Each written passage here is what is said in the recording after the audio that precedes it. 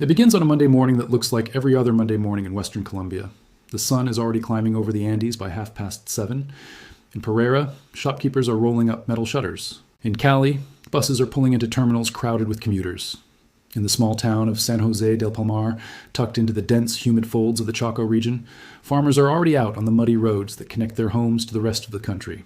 Roads that exist because there is almost no other way in or out of a place this remote.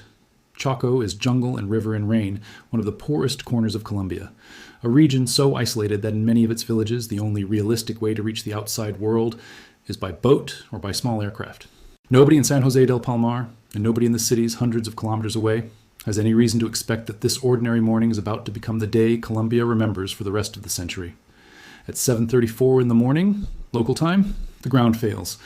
Deep beneath San Jose del Palmar, at a depth of roughly 107 kilometers, two tectonic plates that have been grinding against each other for millions of years finally give way in a single, catastrophic release of energy. The United States Geological Survey will later measure it at magnitude 7. 4. Colombia's own Geological Service will confirm the number and add a grim footnote. This is the strongest earthquake ever recorded in the country during the 21st century. For a region that experiences small tremors so often that locals have a casual word for them, temblors, this is something else entirely. This is not a temblor. This is the Earth rewriting the rules for a few catastrophic seconds, and everyone within hundreds of kilometers is about to feel it. The shaking does not stay in Choco. It radiates outward through rock and soil, racing toward the cities that sit on Colombia's western spine. In Bogotá, the capital more than 400 kilometers to the east, people feel their desks tremble, their light fixtures sway, their coffee ripple in the cup. In Medellin, further north, the same thing happens.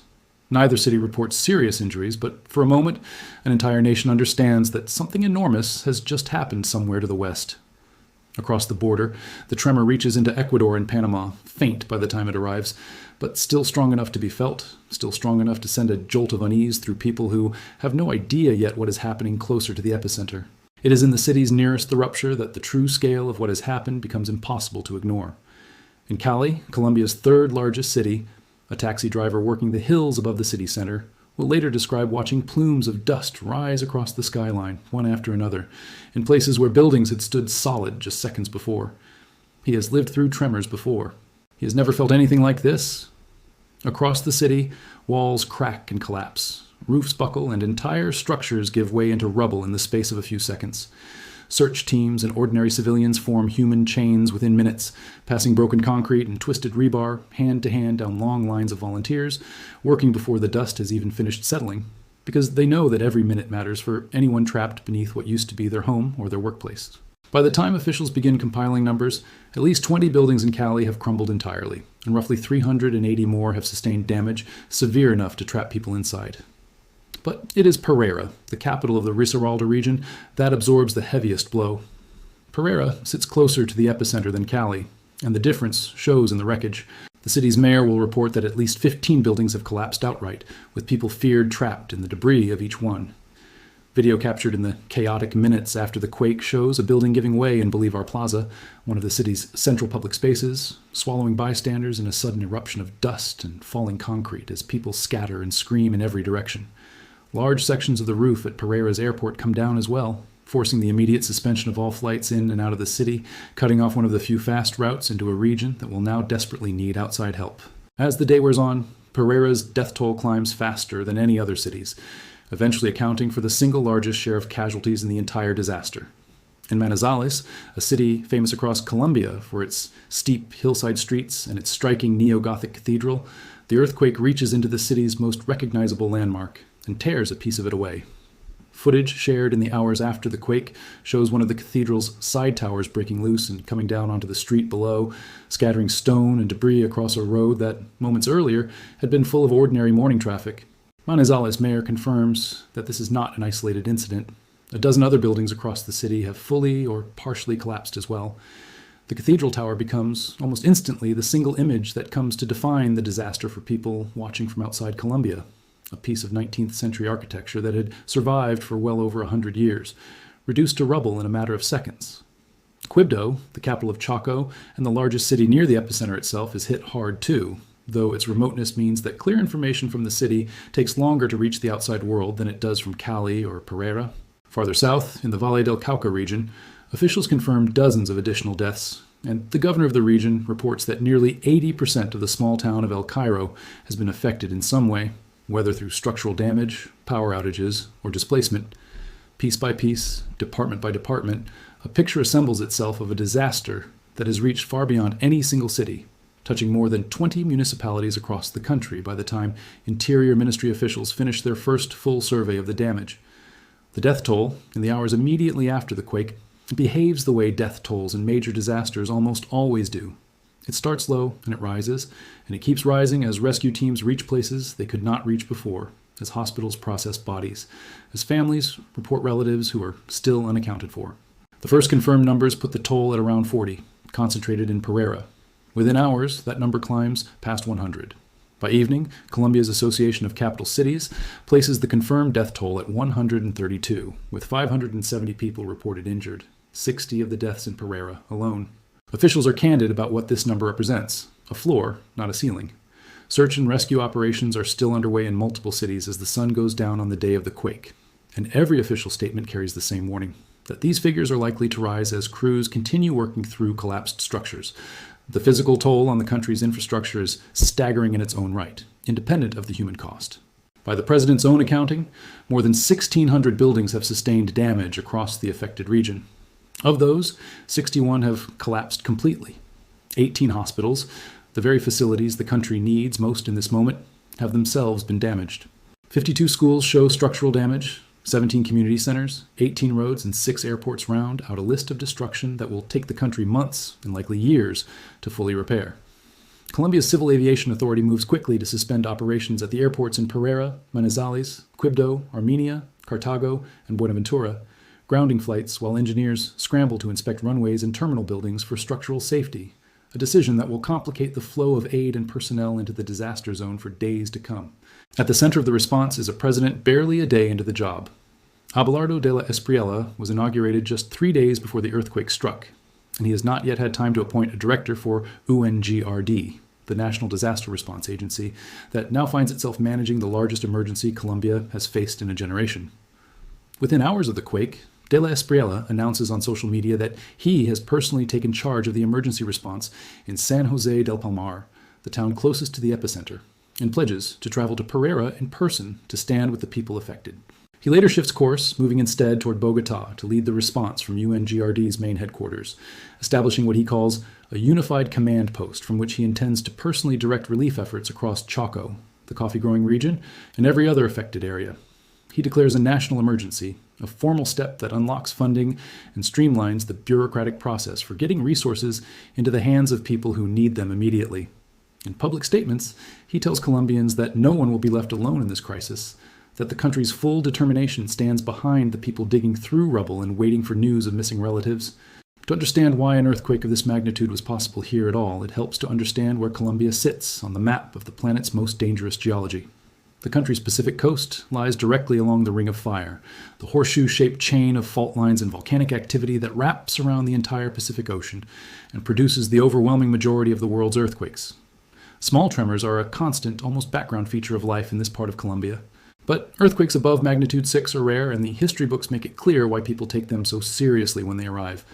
In 1999, a magnitude 6.2 earthquake near the city of Armenia killed more than 1,100 people, a disaster still remembered vividly by an entire generation of Colombians. Monday's earthquake dwarfs that one in raw magnitude, more than 10 times stronger by the logarithmic scale seismologists use to measure these events, striking a wider area and, ultimately, a higher death toll within the first day alone than the Armenia quake produced in total.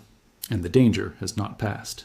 In the hours following the main shock, seismologists record at least 21 aftershocks radiating out from the same fault system, smaller tremors that nonetheless send fresh waves of fear through cities already reeling, and that pose a very real threat to buildings left standing but structurally compromised by the initial quake. Rescue workers digging through unstable rubble now face a second layer of danger, the possibility that another shock, even a modest one, could bring down what remains of a building already teetering on the edge of collapse. Engineers move street by street through Pereira, Manizales, and Cali, red tagging structures too dangerous to enter and green lighting others for search teams to continue their work, a grim triage playing out building by building across an entire region. For the people living through it, the disaster is measured not in magnitudes or aftershock counts, but in something far more immediate, the weight. Families gather at the edges of collapse sites in Pereira and Cali, watching volunteers and professional rescue crews move rubble by hand and with heavy equipment, listening for any sound, any sign of life beneath the wreckage. Some are reunited with loved ones pulled from the debris hours after the quake, dust-covered and shaken, but alive. Others wait through the day and into the night without answers, caught in the agonizing space between hope and the growing fear that the weight itself has become the only news they're going to get. Hospitals in Pereira and Cali, many of them themselves damaged by the quake, work at capacity to treat the injured, setting up overflow triage in parking lots and courtyards as structural engineers assess whether the buildings are even safe enough to keep operating in. The geography of the disaster carries its own quiet cruelty. Choco, the department closest to the epicenter, is also one of the poorest regions in all of Colombia, a place where much of the population already lives with limited access to paved roads, reliable electricity, and modern infrastructure. The same isolation that has long made life difficult here, the dense jungle, the rivers that serve as highways, the small airstrips that connect remote villages to the rest of the country, now becomes a direct obstacle to the emergency response. Aid convoys that would reach a more accessible region within hours face a far longer, far harder journey into Choco.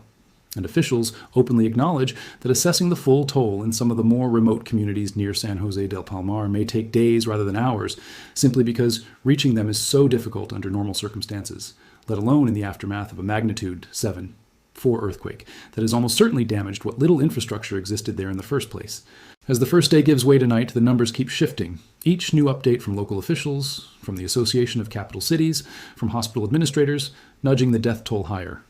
What began as reports of roughly 40 deaths in the opening hour after the quake has, by evening, become a confirmed count above 130, with hundreds more injured and an unknown number still missing beneath collapsed structures in at least 3 major cities.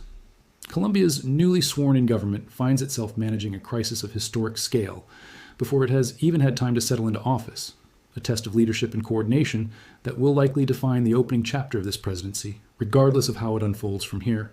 To grasp why a single rupture beneath a small town of fewer than 5,000 people could reach out and shake buildings 400 kilometers away, it helps to understand what was actually happening deep underground.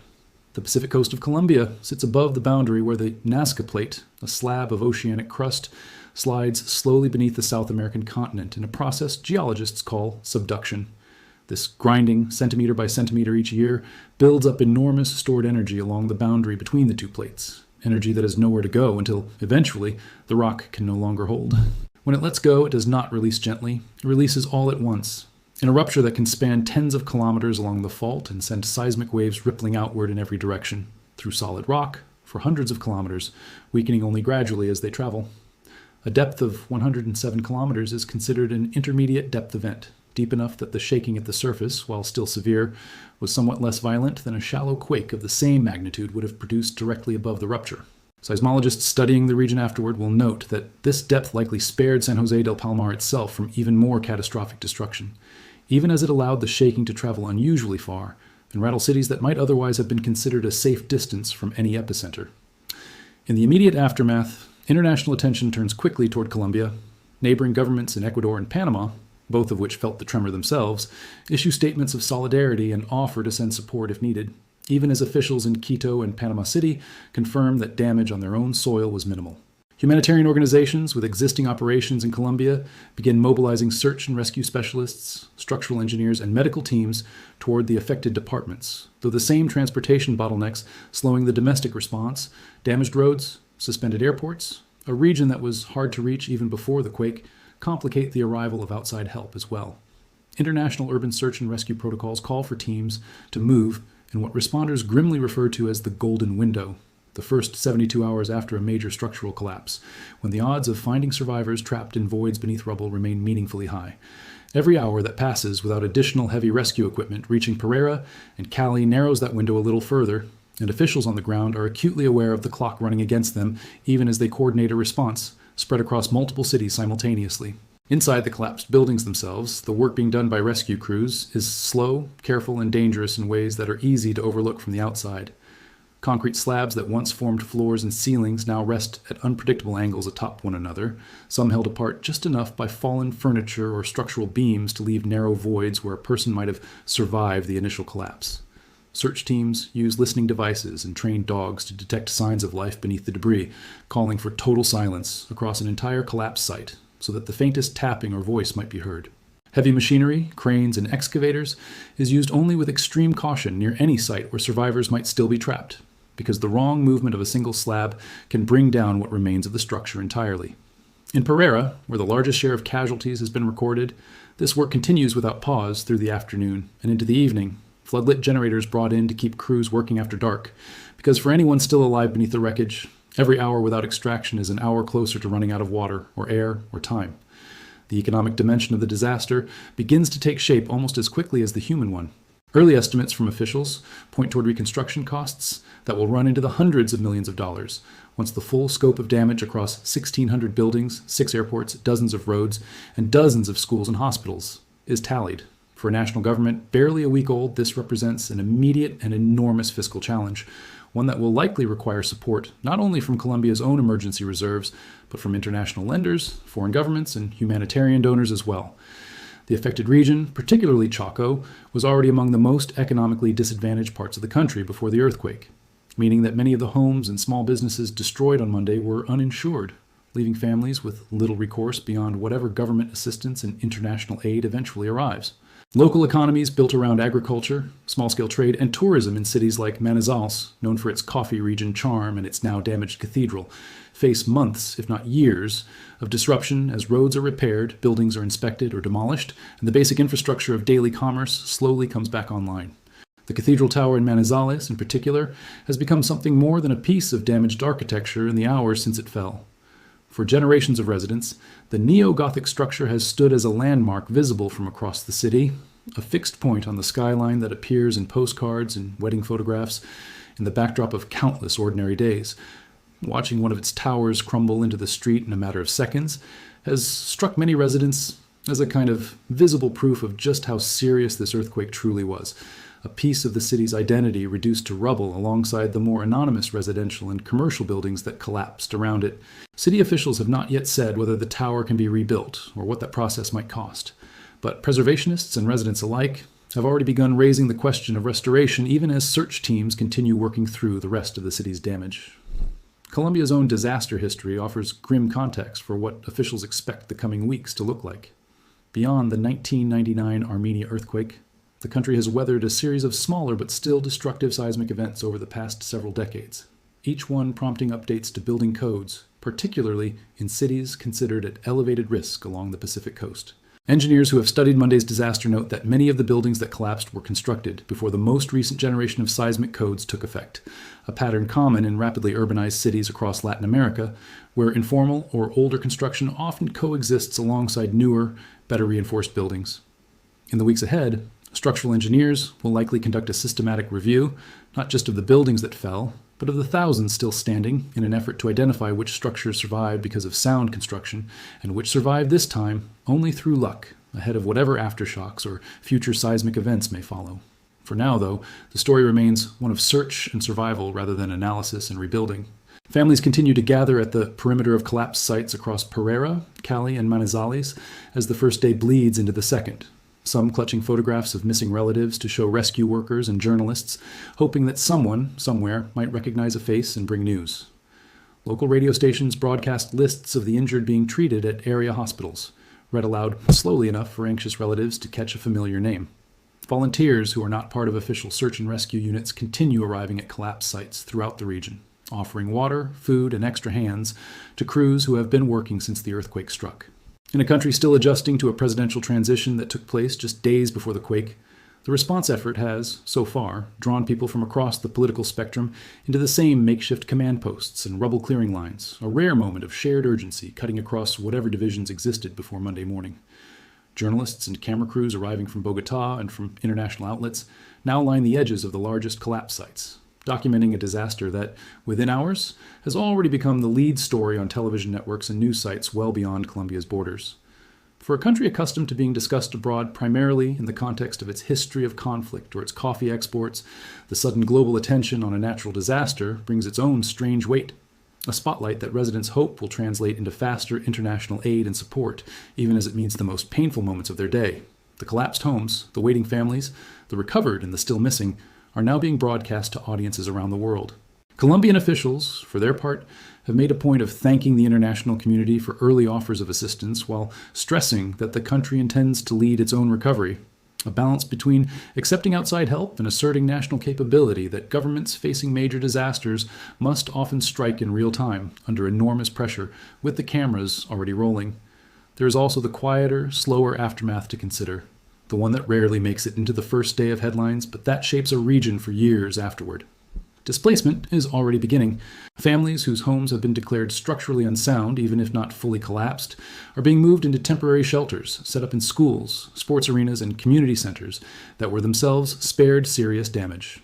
In a region already grappling with housing shortages before the quake, the sudden need to house thousands of displaced residents adds another layer of strain to local governments that are simultaneously trying to coordinate search and rescue operations, restore power and water service, and clear roads blocked by debris. Psychologists and disaster response specialists who have studied past earthquakes note that the mental health toll of an event like this often lags behind the physical one, surfacing in the weeks and months after the immediate crisis has passed, as survivors process what they witnessed and adjust to lives reshaped overnight. Colombia's health ministry has already begun signaling that mental health support will need to be built into the broader recovery effort, not treated as an afterthought once the physical rebuilding is underway. Water and power infrastructure across the affected departments has also taken a hit, though the scale of those disruptions is still being assessed alongside everything else. Pipelines and electrical substations, built decades ago in cities like Manizales and Pereira, were not necessarily designed with a magnitude 7.4 event in mind, and utility crews are working alongside search and rescue teams to identify breaks and outages that could complicate both the ongoing rescue effort and the basic daily lives of residents who were fortunate enough to avoid losing their homes outright. Hospitals that remain operational are relying in some cases on backup generators, a precarious position for facilities already stretched thin by an influx of earthquake-related injuries. Officials have flagged the restoration of clean water access as a particular priority, aware that in the aftermath of major disasters, waterborne illness and sanitation problems can compound a death toll that has already climbed into the hundreds. Colombia's business and agricultural sectors, meanwhile, are only beginning to reckon with what Monday's earthquake will mean for an economy that relies heavily on the very regions hit hardest. The coffee-growing areas surrounding Manizales, world famous for producing some of the country's most prized export crops, sit uncomfortably close to a disaster zone now consumed by search and rescue operations rather than harvest logistics. Transportation routes connecting these agricultural regions to processing facilities and ports have been disrupted by the same road damage slowing the humanitarian response, raising early concerns among industry groups about delays that could ripple outward into export schedules in the weeks ahead. It is a reminder that a disaster of this scale rarely stays contained to the immediate human tragedy at its center. It reaches outward into supply chains, into household incomes, into the slower, less visible machinery that keeps a country running. And the true cost of Monday's earthquake will likely be measured in all of these dimensions long after the last survivor has been pulled from the rubble. What comes next, in the days and weeks ahead, remains genuinely uncertain. The death toll, standing above 130 as the first day closes, is widely expected to climb further as search operations continue, and as officials in harder-to-reach parts of Choco complete their assessments.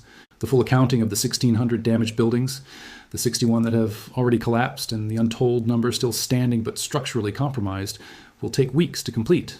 The aftershocks, 21 and counting within the first hours alone, may continue for days or longer, a constant undercurrent of anxiety for a population already exhausted by the main shock. And a brand new government, sworn in only 3 days before the earth gave way beneath its citizens, now faces the defining test of its earliest days in office, managing a national emergency of a scale the country has not confronted in a generation, in one of its poorest and most difficult to reach regions, with the eyes of the entire nation, and increasingly the world, watching to see what happens next.